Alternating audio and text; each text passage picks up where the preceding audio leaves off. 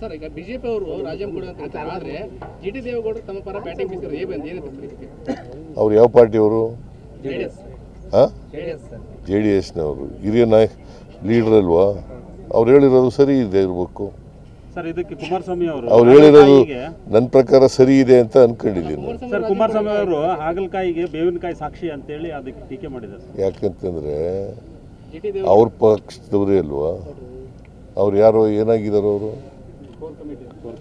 Core committee ಚೇರ್ಮನ್ರು. ಅವ್ರು ಹೇಳಿದ ಮೇಲೆ ಏನಂತ ಅರ್ಥ ಏನ್ರಿ ಅರ್ಥ? ಅದು ಮಾತಾಡಲ್ಲ ನೀವು.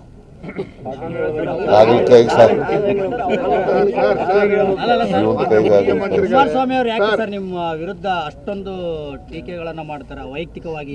ಭಯ ಅವ್ರಿಗೆ. ಈಗ ಭಾರತೀಯ ಜನತಾ ಪಕ್ಷ ಇರ್ಬೋದು, ಕಾಂಗ್ರೆಸ್ ಇರ್ಬೋದು, ಅಲ್ಲ ಜೆ ಡಿ ಎಸ್ ಇರ್ಬೋದು, ಎರಡು ಪಕ್ಷದವ್ರಿಗೂ ನಾನು ಅಧಿಕಾರದಲ್ಲಿದ್ದರೆ ಅವ್ರಿಗೆ ಅವ್ರ ಪಕ್ಷಗಳು ದುರ್ಬಲ ಆಗ್ತವೆ ಅಂತಕ್ಕಂಥ ಭಯ ಅವ್ರಿಗೆ.